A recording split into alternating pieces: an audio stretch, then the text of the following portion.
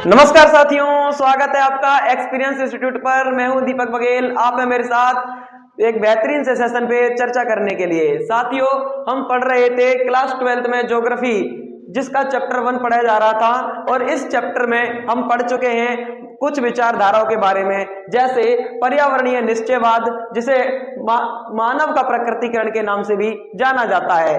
दूसरी विचारधारा हमने पढ़ी थी संभववाद, जिसे प्रकृति के मानवीकरण के नाम से भी जाना जाता है। साथियों, आज हम पढ़ने जा रहे हैं एक और बेहतरीन सी विचारधारा, जिसे ऑस्ट्रेलिया के भूगोलवेत्ता ग्रिफिथ टेलर ने प्रस्तुत किया था या उसका प्रतिपादन किया था।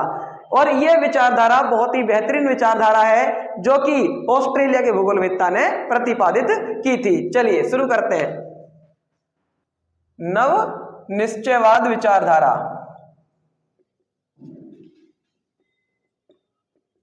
विचारधारा साथियों, यह विचारधारा पर्यावरणीय निश्चयवाद, निश्चयवाद और संभववाद विचारधारा, संभववाद विचारधारा इन दोनों के बीच के मार्ग को प्रदर्शित करती है। यानी कि यह विचारधारा कहती है कि मनुष्य जो है वह पूरी तरीके से प्रकृति पर डिपेंड है। किस पर डिपेंड है? आपकी प्रकृति पर डिपेंड है। प्रकृति पर डिपेंड है मनुष्य। यानी कि यहां पर मनुष्य क्या है? निष्क्रिय है, निष्क्रिय है, और प्रकृति यहां सक्रिय है। लेकिन ये वाली जो विचारधारा है संभववाद विचारधारा, ये विचारधारा पूरी तरीके से मनुष्य को प्रभावी मानती है और प्रकृति को नकारती है। यानी इसने क्या कहा है? प्रकृति निष्क्रिय है, क्योंकि मनुष्य अपने विवेक के अनुसार वातावरण में बदलाव कर सकता है और प्रकृति पे विजय प्राप्त कर सकता है। यानी कि यहां पर मनुष्य को सक्रिय बताया गया है।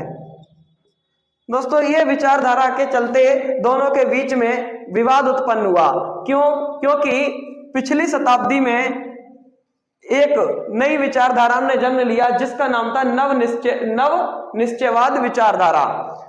साथियों, यह विचारधारा पूरी तरीके से प्रकृति को नकारती है, जो कि एक अंधाधुंध विकास की बात करती है। यानी कि हमें प्रकृति पर कोई ध्यान देने की जरूरत नहीं है और अपना विकास कीजिए। इस विचारधारा का यह विचार था।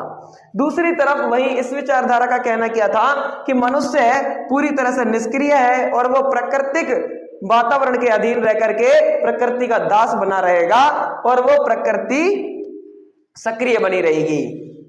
यानी कि प्रकृति को अधिक महत्व दिया इन्होंने, और इन्होंने महत्व दिया मनुष्य के विकास को, जिससे दोनों के बीच में एक विवादास्पद टकराव उत्पन्न हुआ।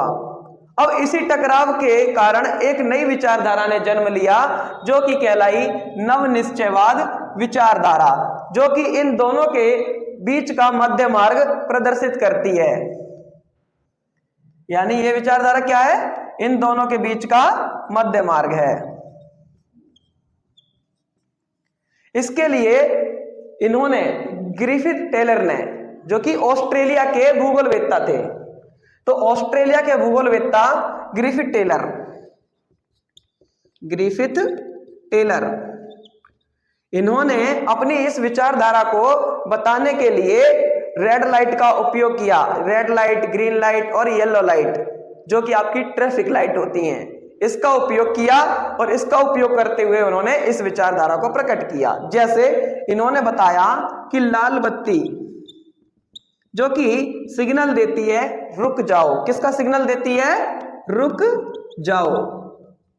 और इसने भूगोलवेत्ता ने बताया कि रुक जाओ, यानी कि हम जो विकास की राह पर एक लंबे समय अवधि से चले आ रहे हैं, निरंतर विकास किए जा रहे हैं, प्रकृति को नकारते जा रहे हैं, प्रकृति का दोहन कर रहे हैं, तो इस अंधाधुंध विकास की राह पर सबसे पहले रुक जाइए। दूसरी बात इन्होंने क्या कहा? पीली बत्ती को लेकर के, और पीली बत्ती को इन्होंने एम्बर नाम से पुकारा, एम्बर, ठीक है। यानी इसको लिए उन्होंने कहा, इसका अर्थ क्या होता है? तैयार हो जाइए।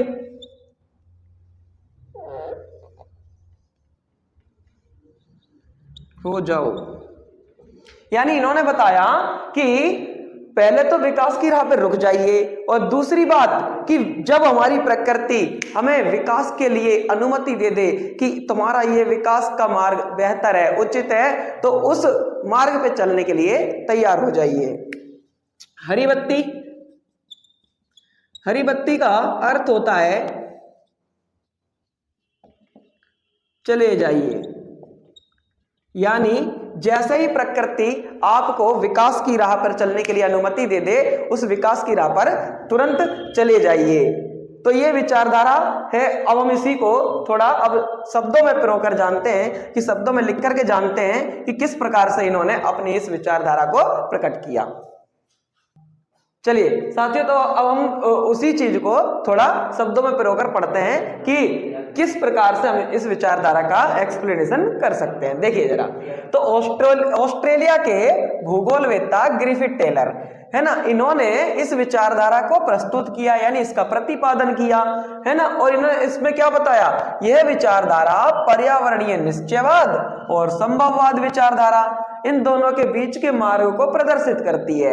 यानी ये जो विचारधारा कह रही थी कि प्रकृति बिल्कुल निष्क्रिय है, प्रकृति बिल्कुल सक्रिय है और मनुष्य निष्क्रिय है, और ये क्या कह रही था कि ये कह रहा था कि मनुष्य सक्रिय है और प्रकृति निष्क्रिय है। तो ये दोनों विचारधाराओं के बीच का एक मार्ग लेकर के प्रस्तुत हुए।